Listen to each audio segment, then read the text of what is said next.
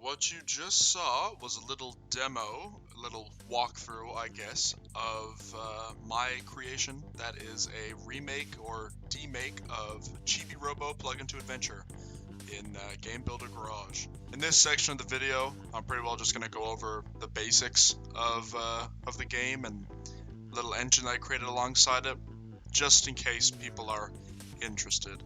I listed this as a remake or demake because, like, yeah, it's a remake of the living room level, which is, I guess, pretty obvious from here. I would put it in the title if I'm going to continue to make multiple parts, because if I figure out how swap game works, then I'm going to probably do the backyard next, since that's a little easier, and do the kitchen. But for now, we have a remake of the living room, very minimalist form. The basics of this game is that you have to collect all 15 pieces of trash. You have to clean every piece of trash in under 5 minutes. So in the top left, you have a 5-minute counter for the day, very similar to the original game, that it begins at 300 seconds, 5 minutes. When you interact with a trash object, you'll get this little icon that floats above. You'll see in the top right corner that is the exact same icon. Any object that doesn't have this icon means you can't collect it. But the controls here, ZR is to clean up stains or trash. So if you interact with it, a little noise plays and a bubble will come on screen. Another feature is that in the middle we have the battery, and you have to press ZL to charge. If you press it, obviously nothing happens. You need to be near an outlet. The symbol will come up, just like the original game as well, and when you press it, sound effect will play and your meter will charge back up, that counter will go back up. There are a lot of references also throughout that I've thrown in. This section up here might be a little difficult at first because the ledge is a little difficult to get on, and some players might have a bit of an issue trying to get on the platforms, but it's not super difficult. Some references too that I'm gonna talk about here are the chibi doors as well. You don't have to press any buttons to interact with them, you just step on it, plays a noise, and you teleport. Some of the chibi doors obviously don't act like the original, because in the original you'd enter through a chibi door and then you would enter this like weird bizarre area with eyes and coins. Some of the trash objects here as well, like the chocolate bar and the soda can, which I'll show later, aren't directly referencing Plug Into Adventure, but some are also slightly inspired by Park Patrol's trash objects. I was originally going to use the toothbrush that he uses, the Drake Redcrest toothbrush, to clean up stains, but I had a lot of issue attaching specific objects to the character model already.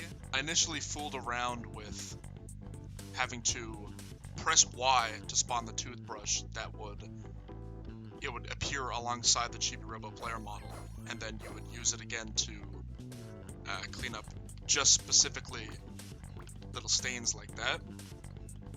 But I kind of went against it because a lot of the struggles that I was trying to go through with the toothbrush model did not want to work well with the player model. So I scrapped it and kind of just decided that might as well just use the same button that I have for cleaning up normal trash objects like the wrappers, the soda, and the chocolate. Now that I get the chance, there are two fail conditions. If your battery runs out, which we'll show right now, and it will just restart the game. And another for if the 5-minute timer runs out. It plays the exact same error noise. I'm not gonna, and the screen as well, the failure effect screen. I'm not gonna show it now because it's the same, but when you play the game, might happen to you if you're not fast enough.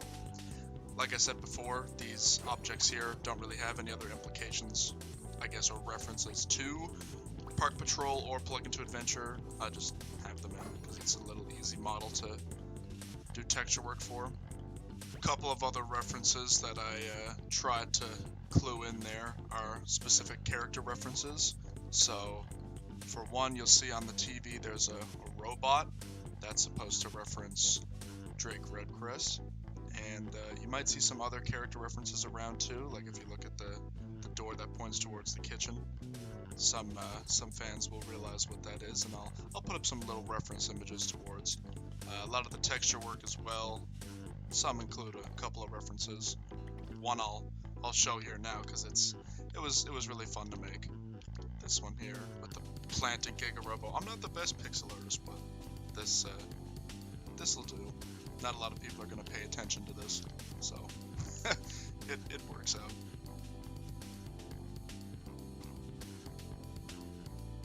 If this video gets enough attention, I might decide to make another video, like if people are really interested in the mechanics behind it. It's not really anything major, but if this video does get enough attention, then I might do a little in-depth video on the engine itself. I'll showcase that too in a second.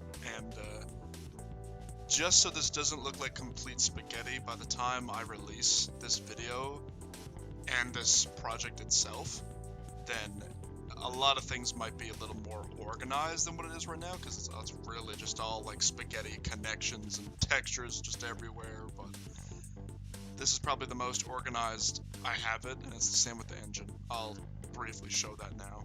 So that's the original right there, and then I have the engine, which is in version 1.2, because while I was making Unplugged, I made a couple of more changes, but this is pretty well just the really like basic version of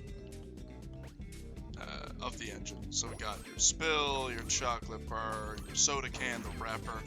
When you get them all, it sends it back out, right? It's just a testing engine, right? Like you'd see in other games.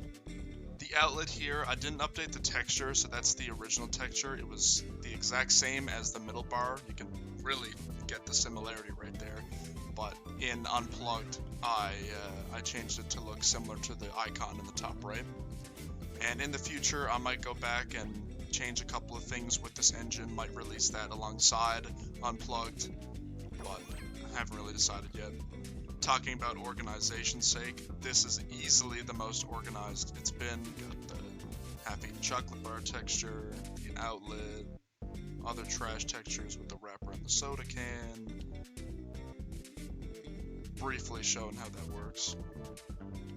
And then everything else, so like all the cleanup info that it needs to take, the battery info and the main HUD as well, the player model itself, and then just the basic game settings. I also have this organized just like this in Unplugged, because this is the meat and the bones of the game, so if people really want to attempt to understand the spaghetti code that I have, then they can easily just look in here and see what happens.